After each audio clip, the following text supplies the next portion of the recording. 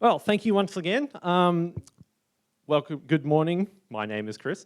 I believe today I've got a great message for everyone here, something that will help you along your journey and where you are with life at the moment, wherever that may be. And I thought, who's the best person in the Bible that we could look at? That would be a great way of being able to improve your life and grow closer to God. Oh, it's Jesus, of course. Yeah, woo! But he's been done to death, quite literally. So we're not going to go back to that. We're going to do something a little bit different. I'm going to take a bit of a different approach because I speak a little bit differently than everyone else. And we're going to look at Peter from the Bible, not from Breakthrough. Yes, the shame and everything. So just a little bit about me. Also, just as a note, I don't know, everyone seems to be really good at not referencing notes when they preach, but I'm not like that. So not yet anyway. So I'll be looking a bit more at my laptop, so you'll have to deal with me looking at this the whole time. So I was raised, as Caitlin said, I was raised in the church for basically my whole life. My parents came here, so I wasn't born literally in the church, but I did come here at, I don't know, I'm assuming 0, I wouldn't remember. You could tell me anything probably before the age of 4 and I'd just have to believe you. So I joined the worship team probably a bit over 10 years ago now. My first service was probably in that's more than 10 years ago now. It was 2011, I think, maybe 2010. And I played an acoustic guitar, which was unmiked because we didn't have any more microphones and my guitar didn't have a microphone in it. So it's just the way things were. So we're not like that anymore. We've got great sound systems. And before that, I helped run things like the overhead projector and whatnot. It's a rite of passage for everyone that goes through creative team. And just before I go into the actual message, I thought I'd share a little bit more about me because most people, well, everyone here will now know I'm Chris, but you don't know much more beyond that. So I think a picture can mean a lot of things, maybe not 1,000 words, but I've selected a few things which I thought were a great way of displaying sort of who I am. So the first picture is a beach cricket game with Caleb. So it was probably one of his birthday celebrations. But Caleb and I, we used to pair together a lot in our young adults youth sort of group for a lot of sporting related activities, which in hindsight probably wasn't particularly fair for the rest of the group. I don't really know why this was tolerated. But to this day, we still hold the top undisputed beach cricket partnership of about 50 runs. I think we retired. I don't think anyone actually got us out. So that sort of picture, that sort of thing, I like sports. I enjoy semi-competitive sports and playing things competitively. Next photo, me and Caleb in a canoe. Now, Caleb is not the focus of my message. He just happened to be in the first 2 photos. But this is the 2 of us standing up in the canoe. I think we went canoeing or kayaking on the Yarra at some point. I don't really know exactly why we were standing up, but I think one of us might have gone, I wonder if you can stand up in the boat. And our partners are sort of giving us death stares. One of us stands up and the other goes, I'll try that too. So we're both sort of just standing there and you can't see Pri and Kyra probably in the background like really urging us to not do it. Definitely not dangerous. You can try that at home. The next photo. So this was in 2016, Christmas 2016. My family went on a trip to New Zealand to visit my grandparents and my dad's side. Most of my dad's side's family lives there. And like all good people, good, well-adjusted, normal people, I took my laptop and played lots of games. So this is me playing a game, including the terrible posture, which I'm still working on. I was probably playing something, again, semi-competitive, love winning and stuff like that. But yeah, that's just another thing. Next photo, please. This one's a bit more holy, but I believe worship is an integral part of life and church life, and not just beyond church life, your own core life. And I love big production things, high value, sort of lots of sound, lights everywhere and everything going on. But at the heart of it all, you don't need a big fancy sound system. You just need a heart that's ready to worship and like-minded people around it. So I thought there was something that is really important to me, and I thought it was a good representation. And the final photo is pre-lifting me up. So my ex-girlfriend, now wife Priscilla. There is a picture of me lifting her up, but I thought it was less interesting to look at, and this would give you a bit more to talk about. Cool. So I hope I've given you a brief snapshot of my life. I did get to choose it, so maybe there's a lot of things that actually are about me that I don't know that I didn't put up there. But now that you know about me, let's move on to some of my influences. So like everyone in this room, I'm a large part of the product of my surroundings. I think the people that are near you shape you the most. And I think this also applies to who you let in when you're like listening to sermons, listening to preach, or even like you're just watching stuff, like who you watching, who you letting into your life. And for my specific case here, I'm going to talk about the sermons and the books and the preaching that I listen to. So I thought I'd give you my top 3 influences in order of people you know most likely to know to the least. So it's not like a 1, 2, 3. This is a random, but this is who you'll know to the least know. The first one is, can anyone guess who this is? It is Peter Lewis. Yes, Peter from the church, not from the Bible. So I've been attending, as I mentioned, attending this church for quite literally as long as I can remember. I've got to hear Pastor Peter preach almost every single week of the year for the last 29 years, I guess. He's easily been the most influential person I've had from a preacher sermon perspective in my life, and he's heavily shaped how I interpret and understand the Bible. From that picture specifically, I'll let you decide whether that's a really great thing or like a modern day brainwashing. Number 2 is Tim Keller. So Tim Keller is the author of many Christian books, including multiple New York Times bestsellers, and he's the founding pastor of Redeemer Presbyterian Church in New York. His teaching style matches up very well with how I interpret and understand the Bible, and how I personally learnt and process things. And he's profoundly shaped and understood how I thought about several topics, including the topic of forgiveness, which is the one I shared off in our life group. He passed away the middle of last year, but he left a lasting legacy, and I'm sure he'll continue to impact many people for many years to come. And this final person, which I don't know whether anyone's heard of him before. If you talk to me a little bit, you might. He is Maddie Montgomery. Does anyone know who Maddie Montgomery is, other than Pri and Cam? So Maddie Montgomery used to be the lead vocalist of a spirit-filled hardcore or metalcore band I really like called For Today. Yes, Caitlin loves that genre of music. I'll just give you a demonstration. Like one of the songs, I think the first song off the album that came out most recently, because they've disbanded, it starts with "Blurring the Lines." So that's the sort of music that I like listening to.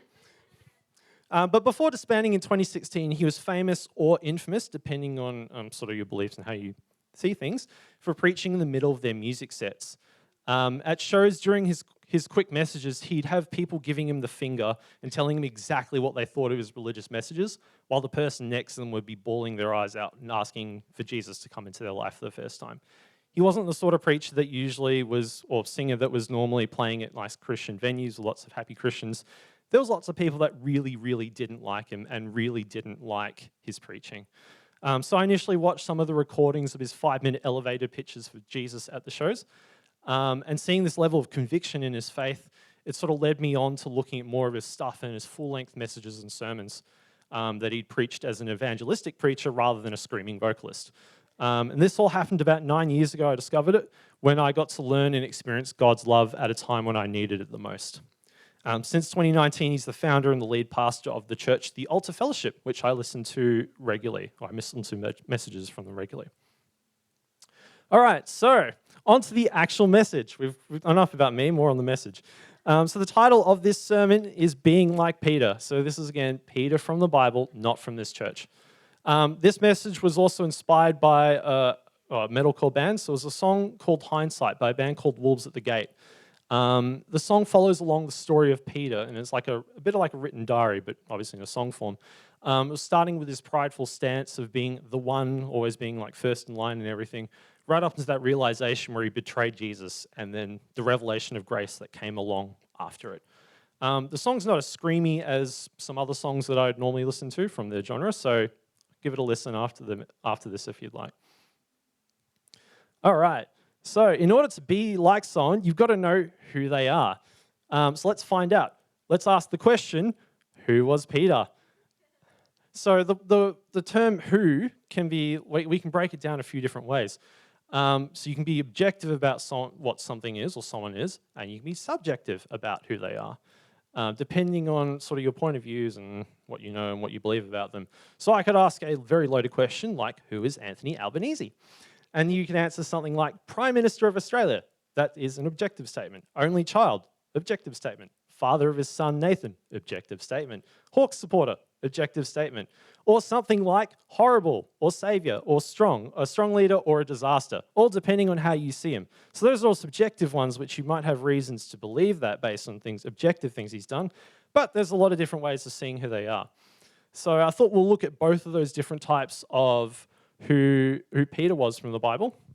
And before I actually share everything that I know about Peter from the Bible, which isn't that much, but it's more than you, I thought we'd actually let's use the collective brains trust of this room and let's figure out who Peter was. So I'm just gonna we're gonna write them down on a board. So I'm just gonna get people to call them out. Don't call them out like because I can't write that fast.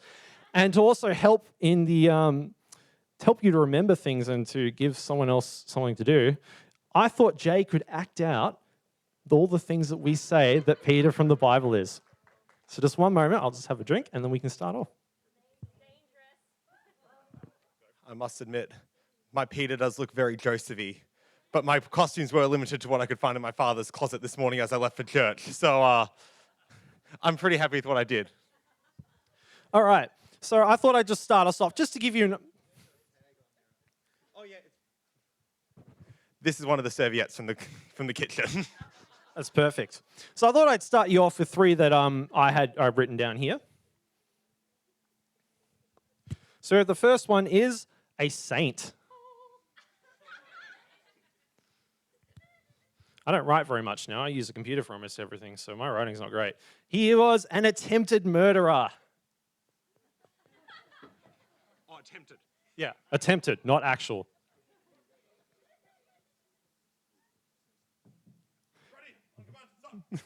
He was the first pope.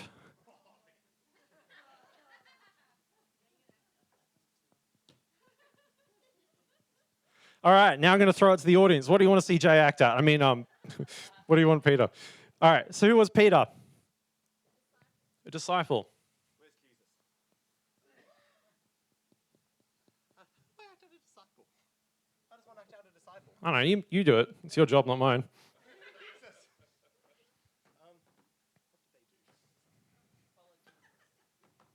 Yeah, he was looking for Jesus. I guess that's close enough.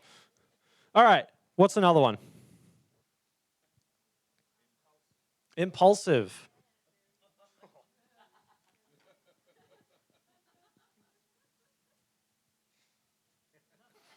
Oh, be very careful with what you do with that. He was a fisherman.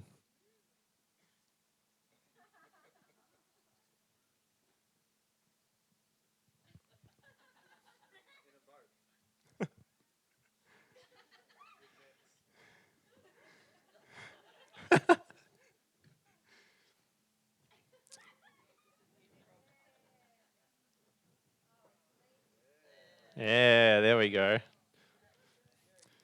What else was Peter?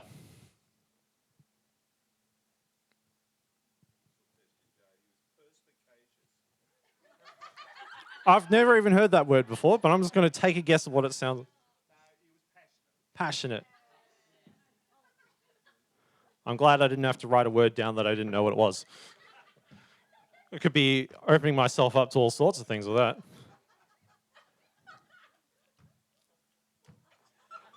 Yeah, that's pretty accurate based on what I've read. It's definitely good. They should use you as a reference whenever they do movies. They keep their ropes tied up. My ropes come untied. Anyway, what's another Peter thing? Great faith. Yes, great faith, and we'll put walked and water both of them.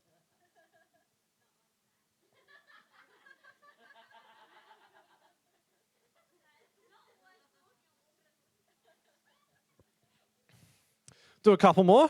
What's another thing that Peter was, or who he was? He was an author, yes.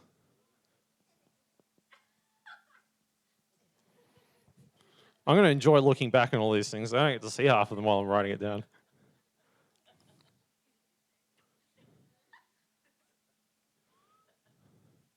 You can write the whole first of Peter.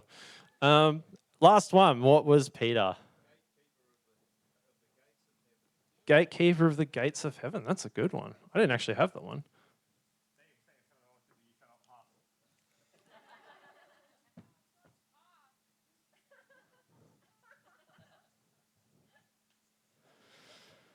Well, I thought that would give you, if you don't remember anything else from my sermon, you can remember Jay. So, yes, good job. Thank you, Jay. You will be coming up a bit later. Yes, that one you might want to record if you're going for something funny. I thought I'd just read out, because I went through the Bible like all good Christians do and good preachers, and I also looked it up. So I thought I wrote down every single thing that whenever they mentioned Peter, my brain went, oh, you got to do something. So I'll just read out the list of what I had. Won't dwell too long on all of them because we'll be here forever. But I had one of the first 12 disciples. He was Simon. He was Cephas, or Cephas. He was Peter, Petros, St. Peter, Simeon Peter. He was married or a widower. He was the first bishop of Antioch. He was the rock that the church was built upon, not Dwayne the Rock. He was a fisherman. He had a sick mother-in-law. He was impulsive. He was a water walker. He was first of all the chosen. He was strong-willed. He was not a learned man. He spoke his mind. He was a liar. He was the first apostle to see Jesus' empty tomb. He was part of the perverted and unbelieving generation. He spoke before thinking. He came from a rough socio-economic demographic. He was the son of Jonah or John. He was a spokesperson for the other disciples. He was part of the terrific trio, Peter, James, and John. James and John's father was Zebedee. He was known as Thunder. So the group was also known as Rocky and the Sons of Thunder. He was a sinful man. He was a vessel of Satan, betrayer, disloyal, preacher, water sinker, someone who had visions. He was a lawbreaker. He ate on the Sabbath. Someone who was caught sleeping on the job. He left everything to follow Jesus. He was a man given authority. He was part of Jesus' inner circle. He was an informant. He was a guard. An early times ear surgeon, performing an earectomy. Someone who went back on their word. He was the one who prepared the Passover meal. He was a healer. He was the author of 1 or 2 books of the Bible, and he was an influencer of 1 or 2 of the books of the Bible. First Peter was definitely written by Peter. Second, they're not entirely sure based on the style of writing, and he likely influenced Mark. And he was a martyr. So that's all of Peter. So I think we can leave it there, basically. So you can go home today. I say be like Peter, be an attempted murderer. That sounds great, right? You can be impulsive. You can be passionate like Jay was. You can be an author. That's all good. So as we might see, that there's maybe being like Peter isn't exactly the best title in the world. So let's modify it slightly. And I'm going to do that throughout a bit of the message. Who being like Peter mostly. So we'll take all the good things and leave all the bad. So I thought let's talk about his name, because I mentioned that part about Cephas and Cephas and Petros and rocks and whatever. So we can go into his name, because we know he was Simon, and then he became Peter not long after he met Jesus. In order to explain this, there's a few things you'll need to know about first. You'll need to know the New Testament was written in Greek, but Jesus and his disciples spoke Aramaic. And there's a concept or a term called transliteration, which is the direct translation of a word in one language to yours, with the closest way of saying it being used. So I'll just give you an example. If you can just go to the next slide. What is this? Yeah, good. It wasn't a trick question. I was waiting to see whether everyone would just hold out for that. Yes, this is an apple. In English, this is an apple. In Korean, it is called sagwa. If you just go to the next one. So that's sagwa. Sagwa. The transliteration of English apple into Korean would be apol. If you try and say apple directly in Korean, it would be apol, which is exactly the same word they probably use for a certain large tech company. So you've got sagwa and apol. So let's move on to Peter, knowing that's how transliteration works. So, as we know, his first name was Simon, which in English is either Simon or Simeon. In Greek was Simon again, and Aramaic was pronounced Shimon. Now moving on to Peter. This one gets a bit more complicated. All right, so Cephas was the name that was written in the Bible. Now, remembering the Bible was written in Greek. So Cephas actually, I'm going to disclaimer, I don't actually know how to pronounce all these words correctly. So I'm just going to read it as though it's in English. So Cephas was written in the Bible, but that is in Greek. Jesus didn't speak Greek. Jesus spoke Aramaic. So Jesus actually gave him a name, which was in Aramaic. And that name was Cephas or Kepha, which is the second one on the from the left side, which means rock in Aramaic. So when you come back to it, Cephas is the Greek word, which is a transliteration of Kepha or Cepha. So that's where Cephas comes from. Now, you're asking, how did this become Peter? So there's several references in the Bible where they use different words for how they describe Peter. Sometimes they use Simon, sometimes they use Peter, and a few different variations of Peter. Now, because he was called Kepha, which is rock, but remembering that that's the transliteration. That Greek word is a transliteration of rock, of the Aramaic word rock. So what's their actual word for rock? It's Petros, which is the masculine Greek word for a rock. So in English, Peter becomes the transliteration of Petros. Or you can just call him rock if you want to be a literal translation of what was in the Bible. So yeah, there's your little Greek lesson. That was a lot more research than you thought it would be for 5 words on the screen.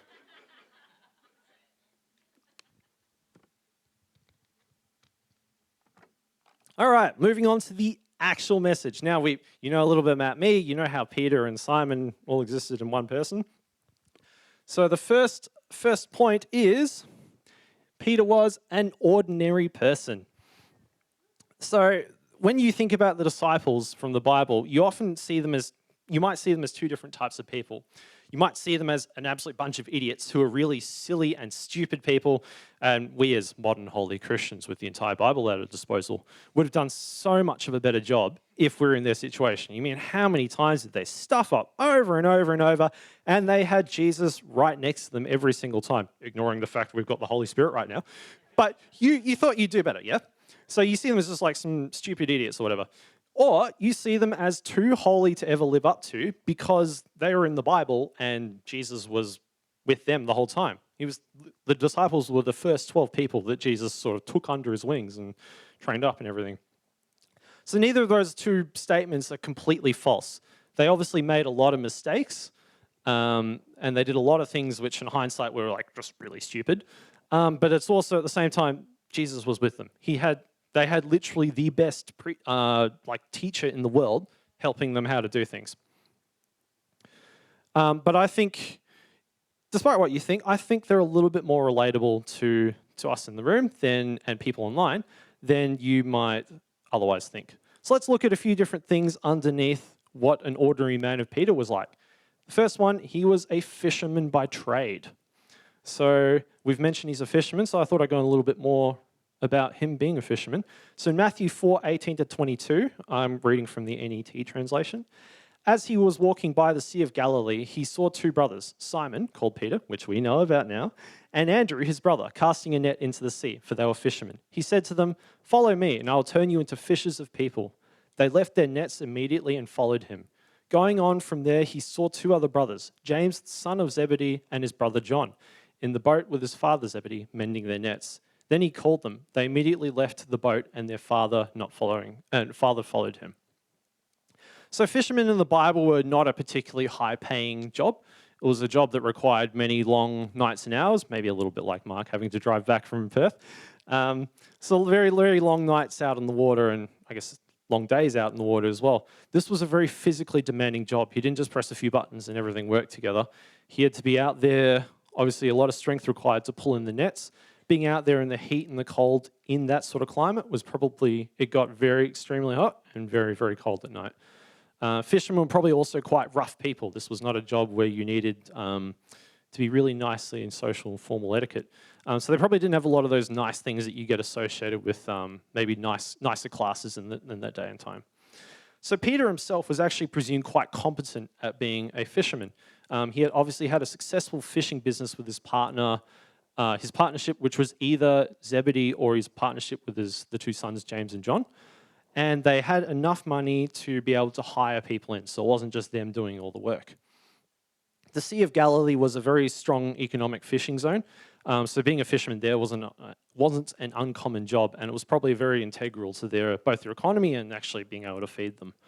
As well as James and John, Peter's brothers, Andrew was also a fisherman. I think there might have been other fishermen from the disciples, but not 100% sure on that. So number 2 is something Peter had no formal education.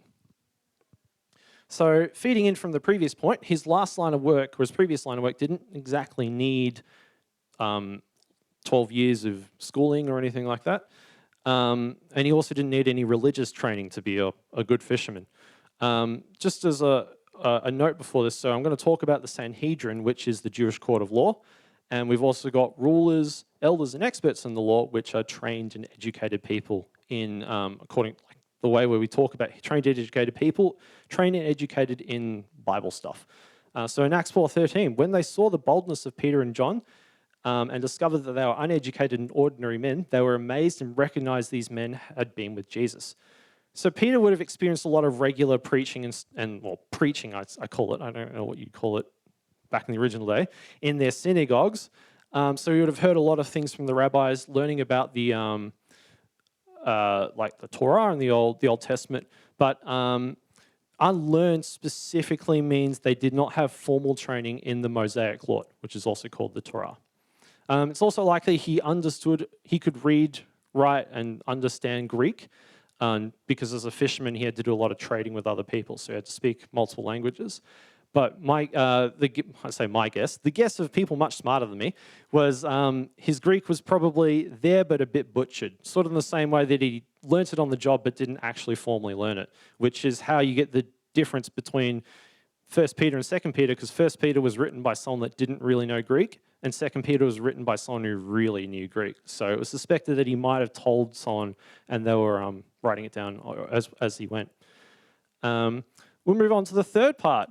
The third thing, which is an ordinary man, and he was not exactly the smartest person in the room. Now, I know more of you might be able to relate to this than the previous two. I don't think we've got any other fishermen in here, and I'm assuming most people, if not everyone in this room, has had some form of schooling. So maybe number 3.3, not exactly the smartest person in the room, is the one that you relate to.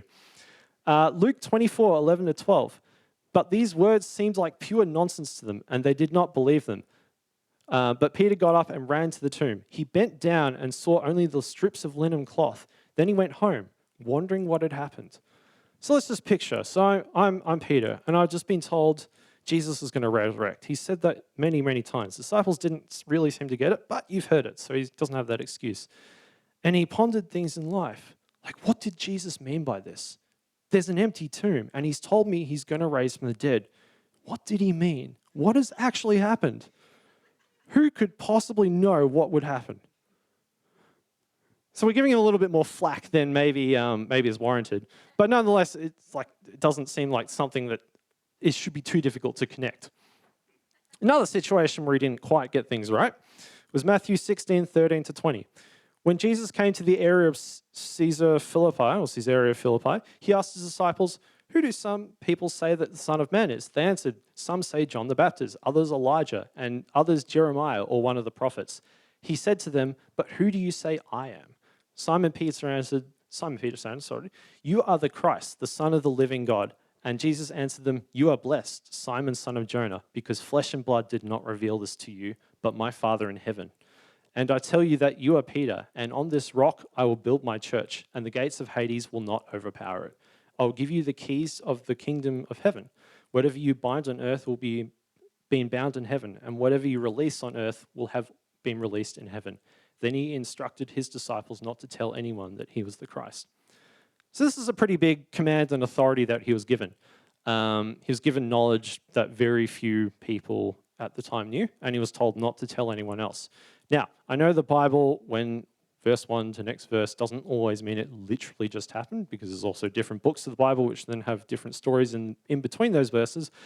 But nonetheless, in quite literally the next verse, in Matthew 16:21, from that time on, Jesus began to show his disciples that he must go to Jerusalem and suffer many things at the hands of the elders, chief priests, and experts in the law, and be killed, and on the third day be raised. So Peter took him aside and began to rebuke him. "God forbid, Lord, that must not happen to you." But he, Jesus, turned and said to Peter, "Get behind me, Satan. You're a stumbling block to me, because you are not setting your mind on God's interest, but on man's." So he was told who Jesus was. He knew it because he said, this has been revealed to you specially. But then he decided, the person who knows exactly what is going to happen, what should happen, I'm going to tell them otherwise. So maybe he's not quite the best, and maybe it makes him a bit more human than you might have otherwise thought. But despite all these things, his pretty ordinary stance, he went on to do so many great things, like healing the sick and raising the dead, and many other things in the book of Acts, which we'll talk about later. So much like I renamed the message title, we're going to rename this section. We're going to rename it from an ordinary person to with an extraordinary calling. So maybe you're here and you think, oh, I'm not really trained enough. Sure, I've had primary school, probably high school, maybe uni or something like that. Or I'm not skilled enough, or maybe I'm not old enough to step into the life that God has for you. But take a look at Peter. He was an ordinary man. And neither yours or Peter's skills, traits, knowledge, or anything, biblical understanding, your technical skills would make you special. It was God makes you special. God made Peter special. And the authority that Peter had and used is still available now and today. So we'll move on to the next of the two of the three. This one is called A, all in every time. I'm just going to take a drink so you can ponder what that title might possibly mean.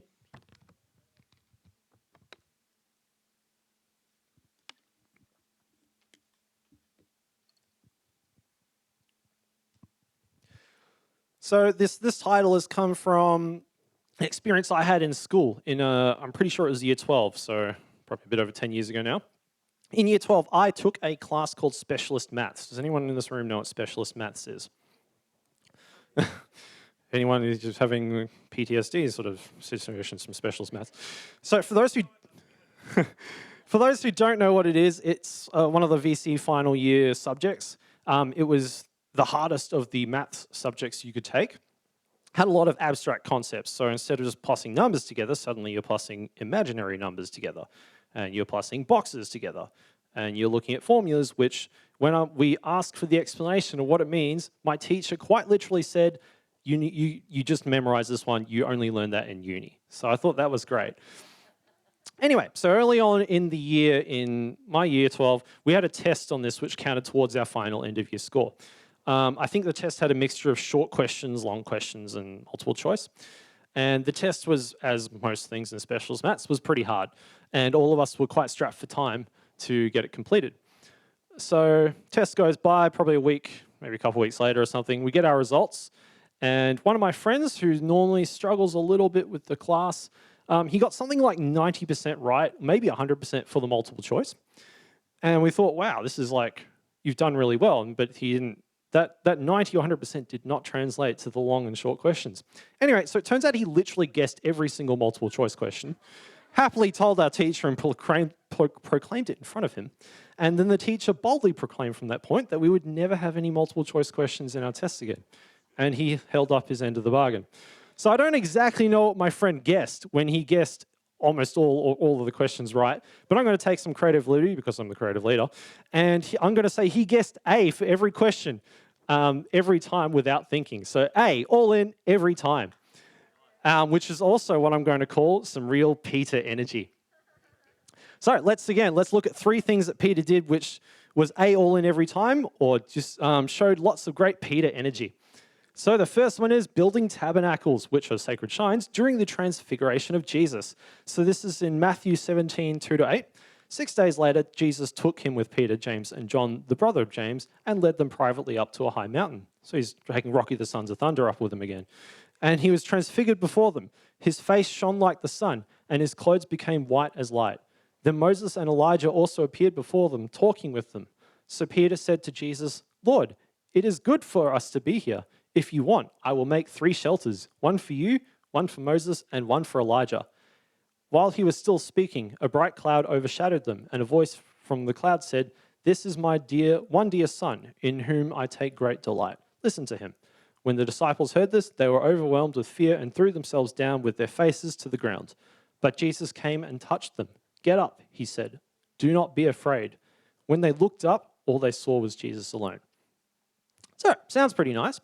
But so Peter's first reaction, very first reaction, was to show honor.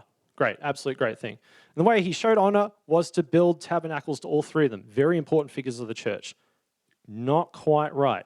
So his actions his action of saying, oh, I want to build 3 tabernacles, effectively places those 3 people on the same level. So he tried to do something immediately and got it a little bit wrong, sorry. In Luke 9:33, in the New Living Translation, also very specifically points out the exact Peter energy I think we're looking for.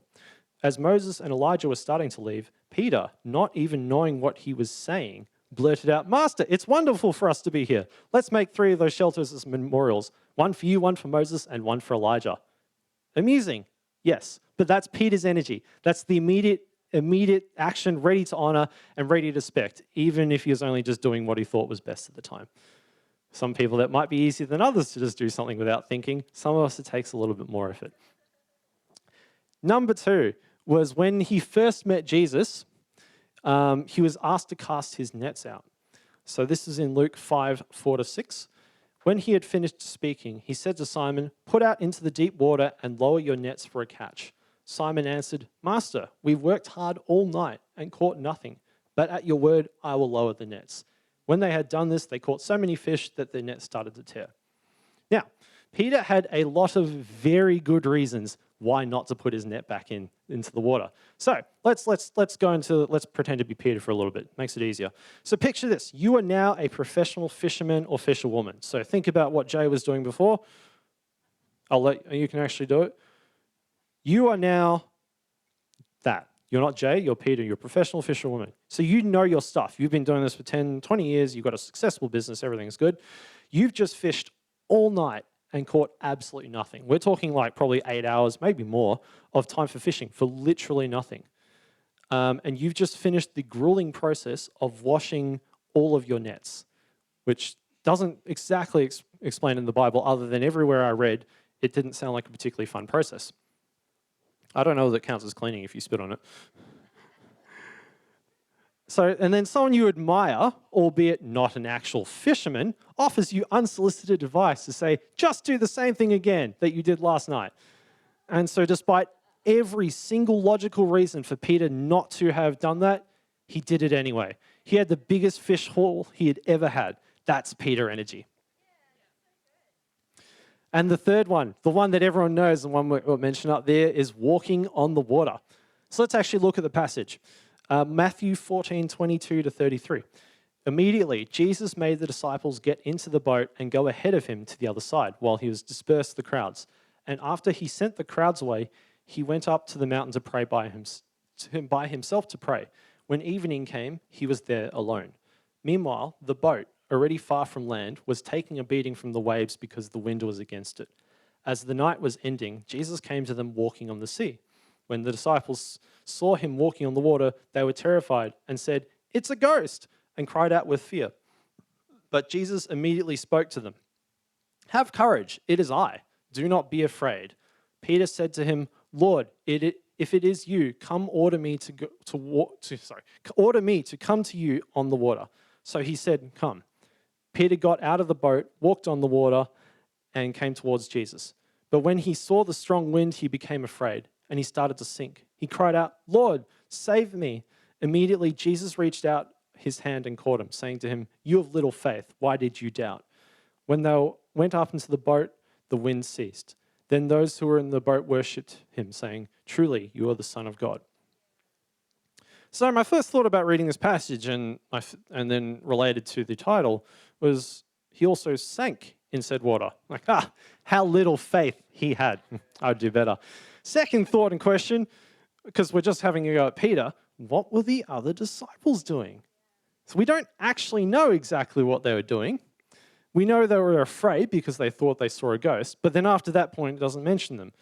Were they more afraid when the ghost started speaking? Did they know it was Jesus? Were they even more afraid when Peter was walking out in the water? I don't know. But I thought, let's find out. So I've got a very biblically accurate reenactment of what the other disciples were doing. So I'm going to ask Jay to come up and help me with this. We're just going to move a few things. So have a think about what possible things we could destroy in this next few minutes.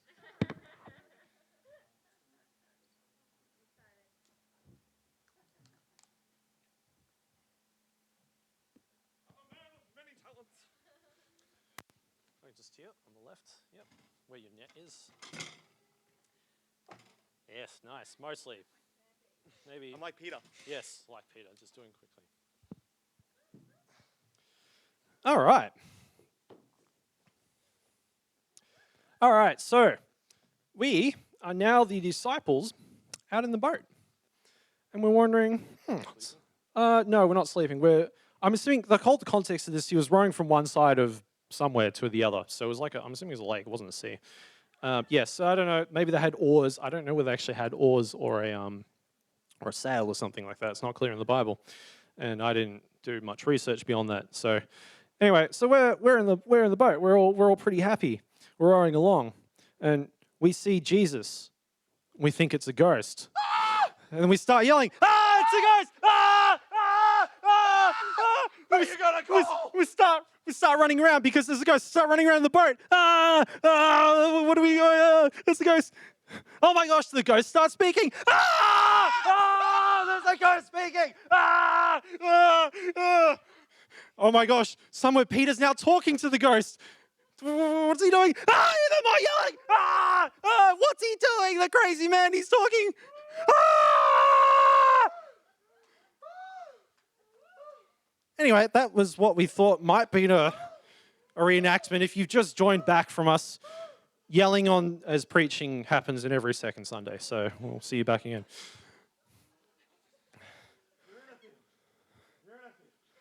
Jay's still seeing the ghost that we talked about. This is 2,000 years ago, buddy. Anyway, so I thought you could see what the other disciples might have been going through. Thank you. You can go sit down, or you can sit there for a moment if you're still catching yourself. So we're not exactly sure what was running through Peter's mind as well when this was all happening, whether the disciples actually were just all yelling and kicking up a fuss. But regardless of that, or through that all, he still took immediate action. And even though everyone around him might have been terrified, and he probably was terrified, he still went for something. He called Jesus. He asked him something and followed through with it. That's Peter energy, taking a step both figuratively and literally when no one else would. So like the last one, we'll modify this title, go from all in every time, or Peter energy, to an enthusiastic, all in, go-getter every time, or just Peter energy if you really want to go down that route. So maybe you're in the spot right now where you're sort of waiting for something to happen. You're waiting for the right moment, the right time. Or maybe even you're one of the disciples and you're just scared of everything that's happening around you right now. I encourage you, take a step out and with better than what Peter did, because he obviously stumbled it up, but you can do it with the guidance of the Holy Spirit. And take a step out forward towards the life that God has for you.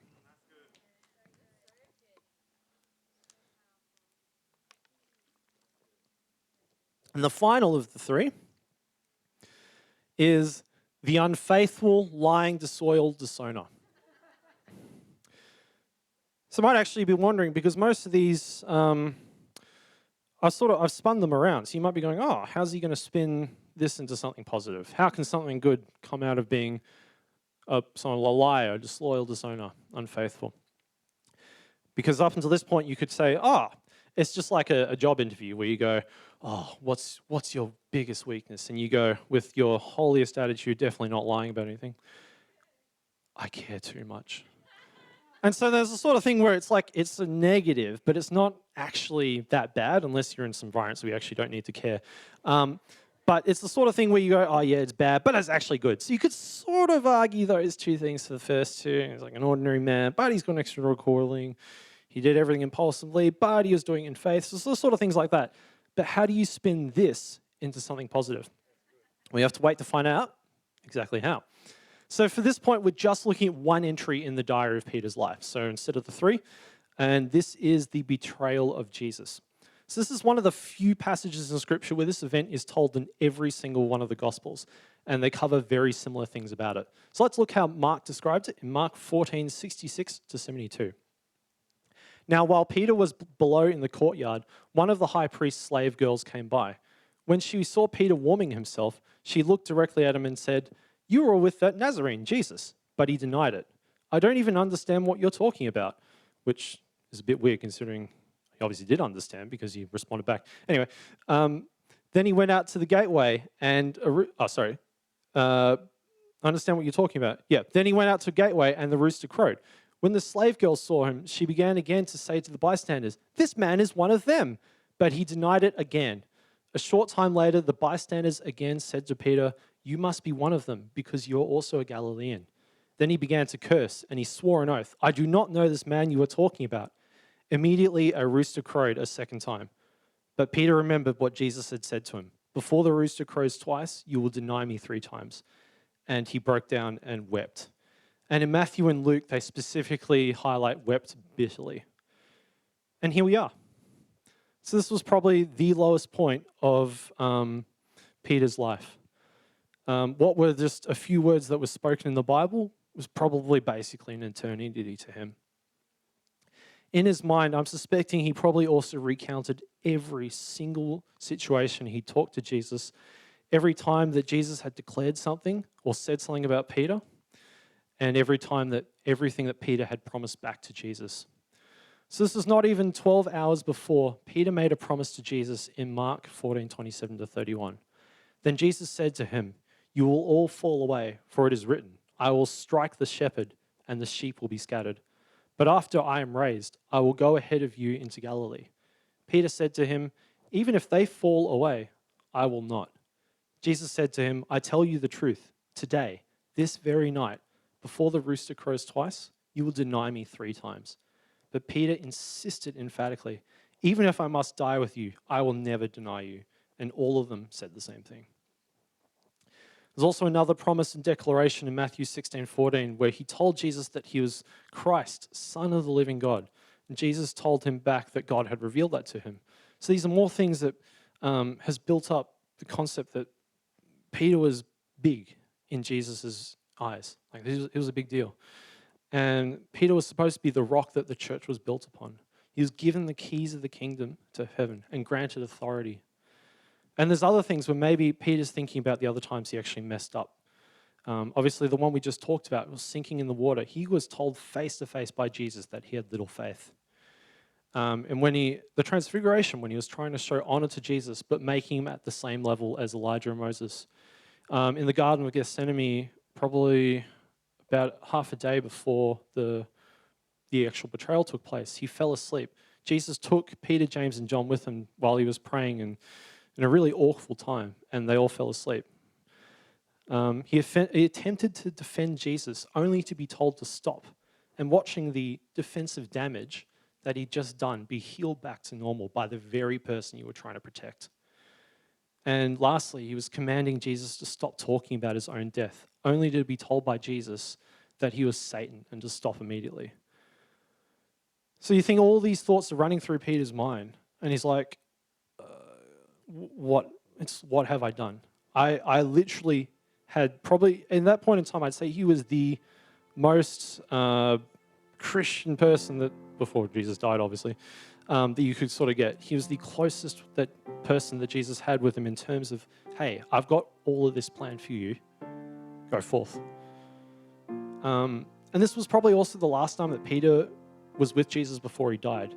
And based on what we've discovered before, Peter didn't actually seem to really know or believe that Jesus was coming back.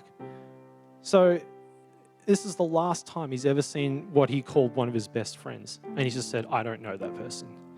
And then he thinks everything going through his head over and over and over. What have I done? So in honesty, I don't know what I would have done in that situation. It would have been a very tough thing to do.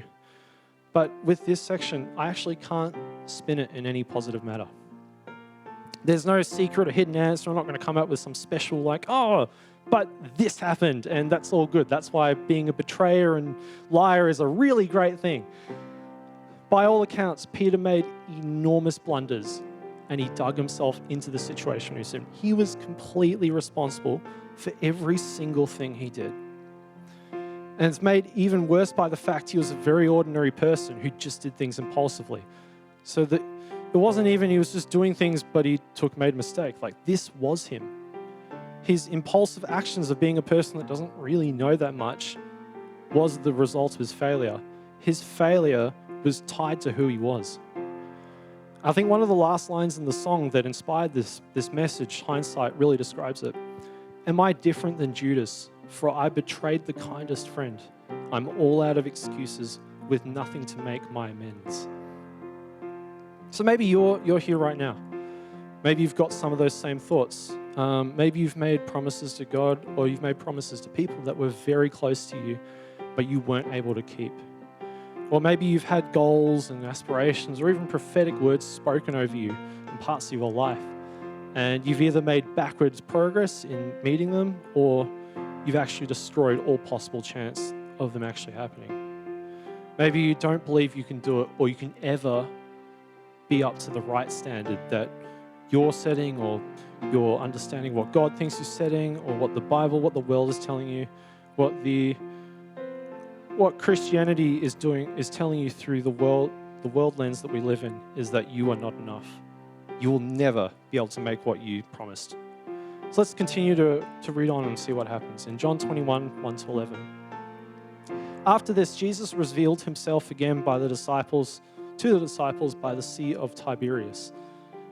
Now, this is how he did so. Simon Peter, Thomas, called Didymus, Nathanael, who came from Cana in Galilee, the sons of Zebedee, and 2 other disciples of his were together. Simon Peter told him, I'm going fishing. We will go with you, they replied. They went out and got into a boat, but that night they caught nothing.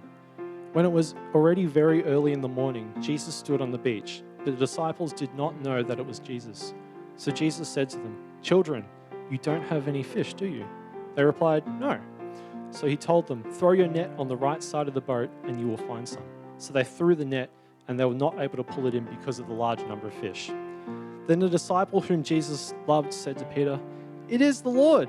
So Simon Peter, when he heard that it was the Lord, tucked in his outer garment, for he was wearing nothing underneath it, and plunged into the sea. Meanwhile, the other disciples came with the boat, dragging the net full of fish, for they were not far off from land, only about 100 yards. When they got out on the beach, they saw a charcoal fire ready with the fish placed in it and bread. Jesus said, Bring some of the fish you've just caught now. So Simon Peter went aboard and pulled the net to shore. It was full of large fish, 153. But although there were so many, the net was not torn. So being honest, if I was in this situation where I've just made basically the biggest blunder of my life to the most important person in my life and the world, I don't know whether I would have been very happy to see him. This is not like years after where you might have got over it. This was probably about 4 days after that moment he'd done the betrayal. Jesus spends a little bit more time. He obviously carries the cross. He's on the cross, and then he gets resurrected a few days later. But to face someone else that you've made that many promises to, worked that much with, and been that close a friend, to then say, you're nothing to me, let alone Jesus, his Lord, his Savior, and his friend, would have been a really tough proposition. Let's read on in John 21, 15-19. Then when they had finished breakfast, Jesus said to Simon Peter, Simon, son of John, do you love me more than these two? He replied, Yes, Lord, you know I love you. Jesus told him, Feed my lambs. Jesus said a second time, Simon, son of John, do you love me? He replied, Yes, Lord, you know I love you. Jesus told him, Shepherd my sheep. Jesus said a third time, Simon, son of John, do you love me? Peter was distressed that Jesus asked him a third time, Do you love me? And he said, Lord, you know everything. You know that I love you. Jesus replied, Feed my sheep. I tell you the solemn truth. When you were young, you tied your clothes around you and went wherever you wanted. But when you are old, you will stretch out your hands and others will tie you up and bring you where you do not want to go. Now, Jesus said this to indicate clearly by what kind of death Peter was going to glorify God. After he said this, Jesus told Peter, Follow me. And what a absolutely fantastic display of grace and love. To someone that did not deserve it in any means, any possible way. There was no possible way Peter could have done anything to have earned that. And it's almost poetic, even the way he betrayed and denied he denied Jesus 3 times. And 3 times Jesus said, Do you love me? To redeem that. This was not just rebuilding what was, it was building something even better. Building up Peter's higher calling and his stronger commitment than he had before. So we look at this. So Peter simply came back. He didn't beg for forgiveness. He didn't, He obviously didn't even hide away and think that he wasn't worth it. Maybe he did, but he did it anyway. He just wanted to see Jesus again. And Jesus was there waiting with love and grace. And Jesus wasn't even like, oh, do you know what you've done? Or do you know everything? He's like, come to me. So let's rename this section, but not the same way that I've done with the others. So he's the unfaithful, lying, disloyal discerner, but loved and called anyway. The calling of Peter's life was still there. Maybe it was even stronger than when he did all the betrayal stuff. It didn't disappear. He didn't lose it. It was still there. It was ready and waiting for him to go. He didn't let his past down. He kept going. And after this, Peter did so many great things, all found in the book of Acts. He preached to the masses and helped save 3,000 people. He's healed the sick. He raised the dead. He confidently testified and preached before the Sanhedrin. He was present when the Samaritans received the Holy Spirit. He was summoned to the home of the Roman centurion Cornelius, who was also believed to have received the Holy Spirit. He unlocked the church to the Jews, Samaritans, and the Gentiles. That's like the whole world at this point. It was so localized, and he broke everything loose. He wrote and influenced multiple books of the Bible. He received vision from God for a new direction about the clean and unclean food, and he was a foundational member of the early church. You think of how many of those things wouldn't have happened and what things would be like if he just said, I'm not worth it. I don't deserve to be brought back. So maybe you're here right now. You're on that journey. Maybe you identify with Peter in some capacity. You see yourself as, I'm just a nobody. Like I do. Maybe even at church, you just come here, you do your part, and you go, I contributed my part, but honestly, who cares? I think we see you can be an ordinary person, but you have so much more that God's got ready and waiting for you as an extraordinary call in your life. Or maybe you're waiting for something to happen. Maybe you're just sort of waiting for the right moment. You've been waiting so long, you're like, is this even real? Like, does God even have the promises still waiting for me? Are they still here? I'm just waiting for something to hear. Maybe you need to take a step out. Maybe you need some Peter energy and just go for it. But you can go for it not in the same way that Peter did. We've been given the power of the Holy Spirit with a spirit of faith and discernment that God has given us. Or maybe you identify with the last point where you think you're beyond saving. Or maybe, as a good Christian, I know I'm saved, I'm going to go to heaven, but I'm a failure at everything else. I've stuffed up. And I'm not saying that your stuff-ups are actually not stuff-ups. They were. Look at Peter's ones. It's probably in the Bible, outside of the actual fall of man, is probably the worst thing that has ever been done directly to counter faith. After so much build-up, he was given so much, and he let it all go. See, maybe you're there, but what I'd like to say to you is no one is beyond saving, and no one is out of reach of God's love and grace. He is ready and waiting, just like he was with Peter. And if that's like you, then you don't have to do this alone. You can come out. We've got people in the room. You can come out for prayer right now. If you want to deal with that situation right now, we can do that. This church is not designed just to come here on Sunday mornings and do a few different things during the week. We're here to be family to each other. We're here to come alongside us when one of us has actually been Peter. We've actually stuffed up. We actually don't think we can make it. But we've got God telling us, no, that's not true. And sometimes it takes more than just your own voice. And you're like, but I don't want to hear that. Sometimes you need God telling you through someone else to say, you're more than that. The love and grace is still here for you. If there's other things you're thinking about and you're sort of mulling over, maybe that's something during the week. Next time those thoughts come up, I'm just ordinary. I'm not that smart. My profession doesn't lend anything. Catch that thought. I'm not saying you won't think that thought. Catch that thought. Think about Peter. Think about, there was another ordinary man in the Bible who went through everything short of hell, basically. And he still came back. Jesus called him back even stronger than when he was before. So we can sing that song.